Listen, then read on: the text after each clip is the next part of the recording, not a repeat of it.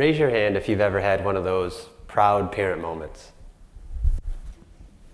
I'll act like I can see you, but I can imagine that there's quite a few of you with your hands up. We know those moments that I'm talking about. Their first steps, the first time that they scribble their name onto a piece of paper. Those moments captivate us. We're watching a being that's so dependent on the world that's surrounding it inch towards independence, all on its own. Now, I don't have any children, but being a director of a Boys and Girls Club, I feel like I have 75. And yes, I too have fallen victim to that proud parent moment. One that sticks out to me was Valentine's Day 2 years ago. We had worked all week and gathered as many Valentine's Day cards as we could, wrote our best notes on them. Happy Valentine's Day. We love you. All topped with a dum-dum taped to the front. I didn't have the heart to tell them that no one over the age of 12 eats dum-dums. So we packed them all up and we walked them across the street and we delivered them to some senior citizens that lived in our neighborhood. And I got to watch them knock on each door and deliver each one with a smile, with well wishes, and we got some mixed reviews.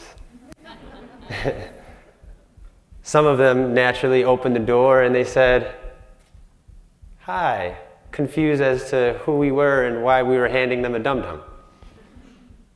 But others opened that door and they saw that smiling face and they embraced a complete stranger.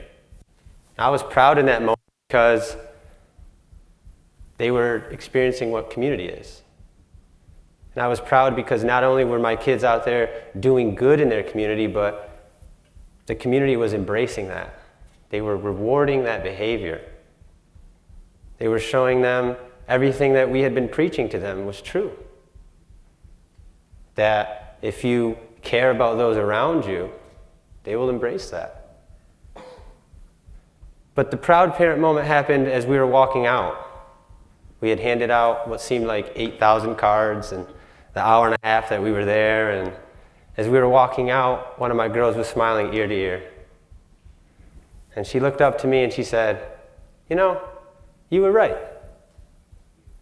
Now, naturally, I love hearing that, so I didn't want to stop her. Who am I to stop her? But I was confused because the one time I didn't have that corny, teachable moment was that night. I hadn't done or said anything. So what had I been so right about? And she looked up at me and she said, "Making people happy really does make me happy." Wow. So they were listening. Even though it sounded like lectures and scolding as to why we should get along and why you couldn't use all of the Legos and you had to share them because your individual impact in our club's community affected everybody. So it was just a powerful moment for me. I was sitting there and I had to convince her that my allergies were acting up in February and I was definitely not crying. You don't cry. So, but that feeling for me was not foreign. See, I have the great fortune of being an older brother. And although Mom made me take him everywhere I went and everything that I wanted to do, he wanted to do, he always put that pressure on me. He made me understand at a young age that I had a responsibility to him. He chose me as his leader and I had to come through. So, unfortunately, yes, I stayed in my high school classes and I was on the honor roll and I did every little thing that I could do to show him that this is what a man should be, hoping that when he got to where I was, he could progress that a little bit further. And as he walked across the stage last year, as a college graduate, a part of me walked across the stage. I know that just as much as he had an influence on me, I had that on him.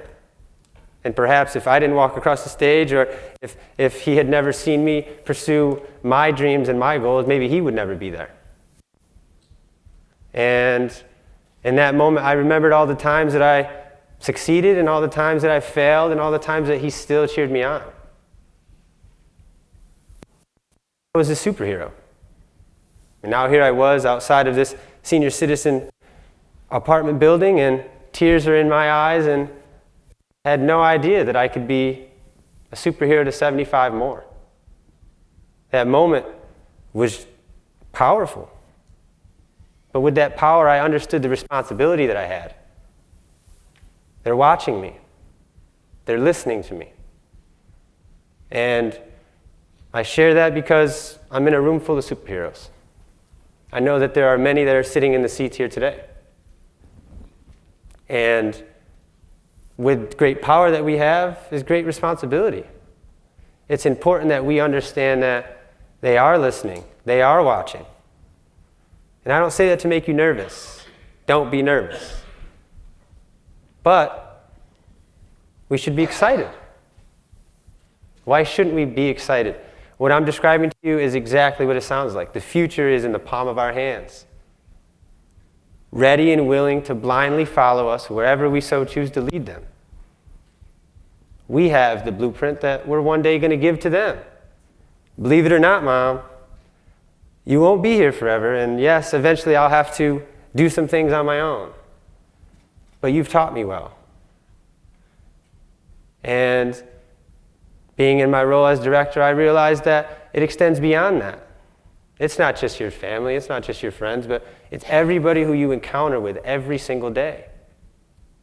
Now, I don't talk to every single one of them every day when they come in, but they're always watching me, they're always listening to me. And I think that my team and I have done the best that we can to show them that we're human. We're not perfect. I tell them, for the better half of 26 years, I've made probably as many mistakes as I could have. And I'm still here. And I have to share that with them because it's important that they know that. It's important that they know we don't need them to be perfect because we weren't perfect. But it is important that we give them the tools that it's going to take for them to overcome some of the hardships that we had to figure out. And when they head off into the future, their toolbox is as filled as possible. I don't want anybody here to walk away today thinking that I don't think that you're doing your part. I do. I'm doing mine the best that I can, and I could always do more. But it's about growth. It's about growing with them. It's about showing them that, you know what, maybe I wasn't perfect, but here's what I learned from it.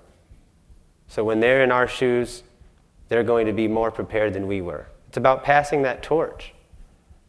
The message that we send to them with our words and with our actions, that's what's going to echo through generations. It's not going to be the headlines that you see on TV now. It's going to be those anecdotes that Mom always told you when you were growing up, right? You can do things the easy way or the hard way. That's up to you. Luckily, my sister always chose the hard way, so you know what I mean? I felt like I had to balance it out. But it was that message. I don't remember what the TV said when I was 5, when I was 6. But I remember how my community made me feel.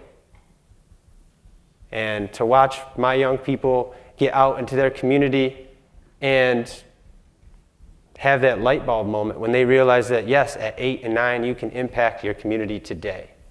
You can put a smile on someone's face. You can give someone a compliment. You can truly begin to change and sculpt the world that is around you. And I think as often as we can give them that opportunity, as much as we can give ourselves that opportunity to show them, the better off they're going to be. Don't be afraid of those moments. Now, before I go, I want you guys all to think about a young person. Maybe they're a son or a daughter or a niece or a nephew. Or maybe they're just little Johnny or little Susie who you see as you're driving to work and they're walking to school. Or you see them in the grocery store as you pick up those last few things before you head home. And I want you to think about their grandchildren. And I want you to think about the message that we've given them and what they're going to pass forward. And I want you to think of what that's going to sound like, what that's going to look like. And I want you to take that same young person that you're thinking of, and I want you to put them right in your shoes. I want you to imagine that as they get to where you are in life, that they're impacting their community the exact same way that you are impacting yours. Is that how you want them to be remembered?